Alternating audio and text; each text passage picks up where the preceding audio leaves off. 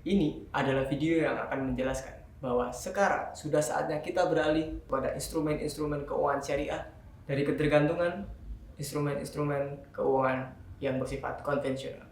Saya adalah seorang mahasiswa di Universitas Al-Azhar Indonesia dan ini adalah penjelasannya. Dari video tadi, kita sudah tahu bahwa sebagian besar infrastruktur yang ada di Indonesia, proyek-proyek yang kita bangun hingga saat ini dibiayai dengan uang kita.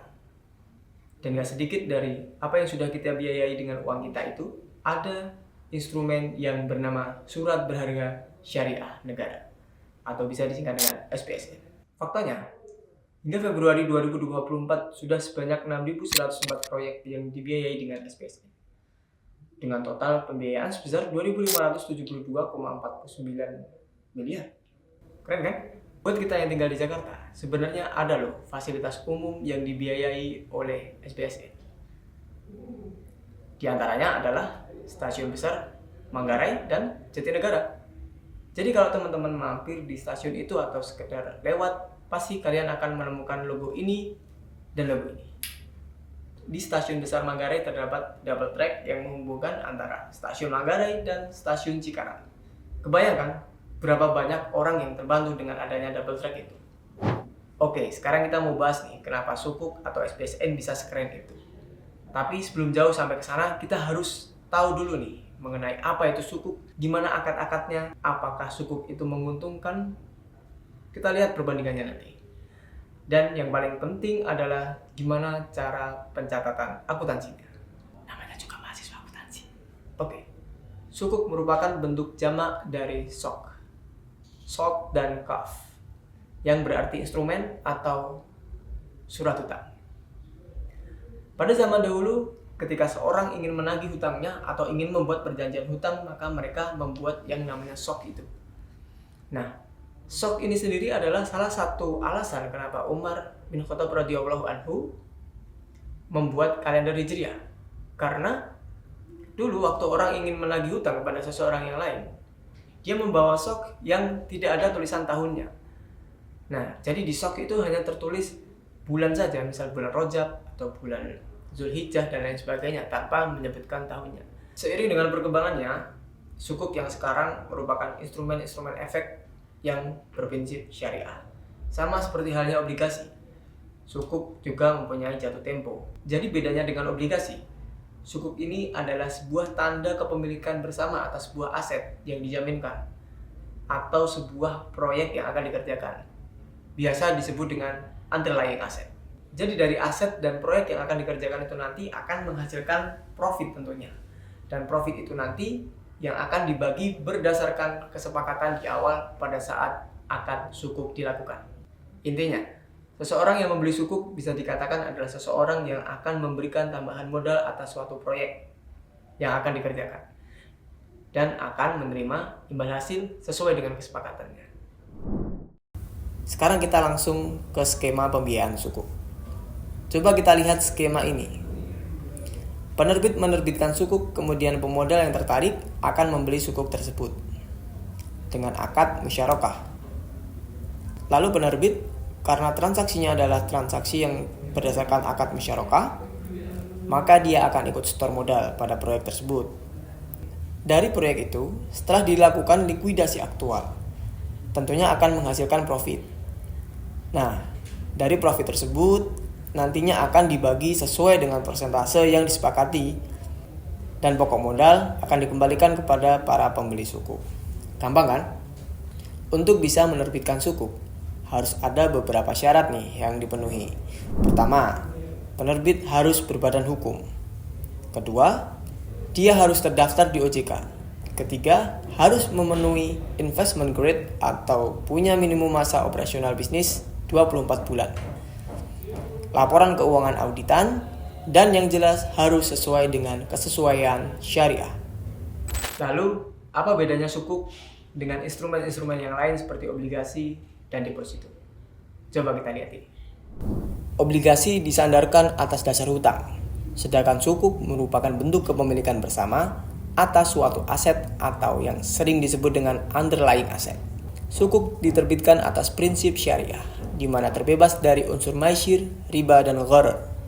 Sukuk sendiri pasti sudah mempunyai kesesuaian syariah berdasarkan fakta Dewan Syariah Nasional Majelis Ulama Indonesia. Lalu, pada penggunaan dananya, sukuk hanya boleh digunakan untuk proyek-proyek atau kegiatan-kegiatan yang sesuai dengan kesepakatan. Sedangkan obligasi dalam hal ini tidak terbatas, jadi boleh digunakan untuk usaha apapun atau proyek apapun selama itu menghasilkan keuntungan. Kalau dilihat dari imbal hasilnya, sukuk memberikan sharing fee berupa bagi hasil yang sesuai dengan kesepakatan dari profit yang didapat atas suatu proyek yang dikerjakan. Nah, kalau obligasi ini ya jelas bunga, karena memang dasarnya adalah hutang, atau istilah kerennya kupon lah. Ini yang penting, lebih untung mana antara sukuk, obligasi, dan deposito? Kita akan membandingkan antara dua instrumen yang baru saja dikeluarkan oleh Kementerian Keuangan, SR020 dan ORI 025. Kita lihat ya. SR020 mempunyai imbalan sebesar 6,30% per tahun untuk tenor yang 3 tahun dan 6,40% untuk tenor yang 5 tahun. Sedangkan ORI 025 mempunyai kupon 6,25% untuk tenor yang 3 tahun dan 6,40% untuk tenornya yang 5 tahun. Selebihnya, di antara SR020 dan ORI 025 sama, misalkan keduanya akan mendapatkan imbalan yang tetap, bisa diperdagangkan di pasar sekunder, minimal pembelian 1 juta rupiah, dan dijamin oleh pemerintah. Terus kalau dibandingkan dengan deposito, lebih menguntungkan mana?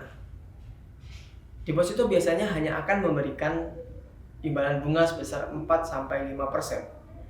Itu pun besar bunganya tergantung sama tingkat suku bunga acuan Bank Indonesia. Dan juga pajak penghasilan dari deposito itu sebesar 20%. Kalau dibandingkan dengan sukuk, itu hampir 2 kali lipatnya atau 2 kali lipatnya.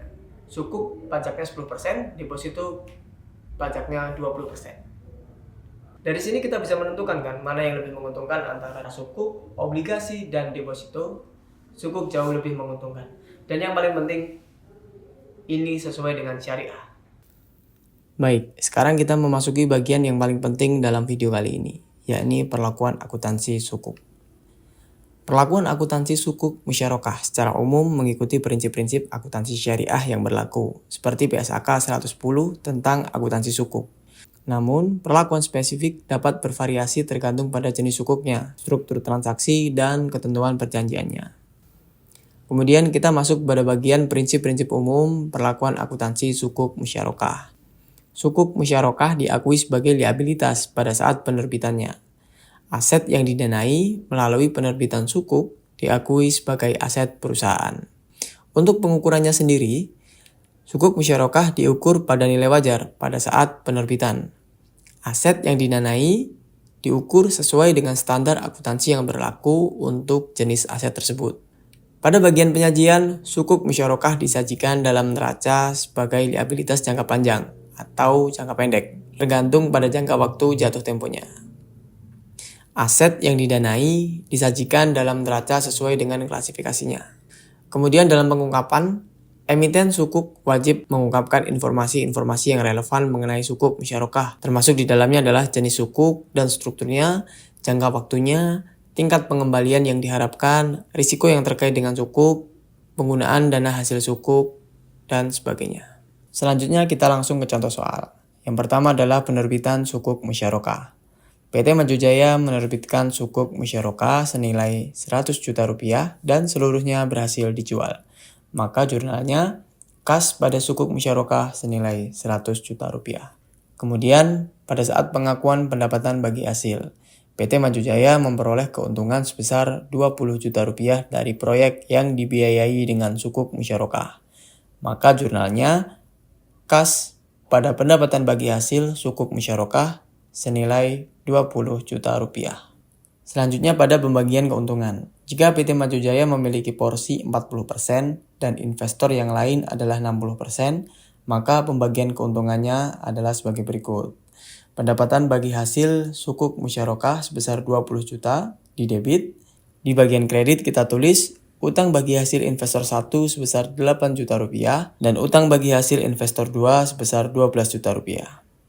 Kemudian pada saat pelunasan sukuk, PT Maju Jaya melunasi seluruh sukuk yang sudah jatuh tempo. Maka sukuk musyarakah didebit sebesar 100 juta rupiah dan kas dikredit sebesar 100 juta rupiah.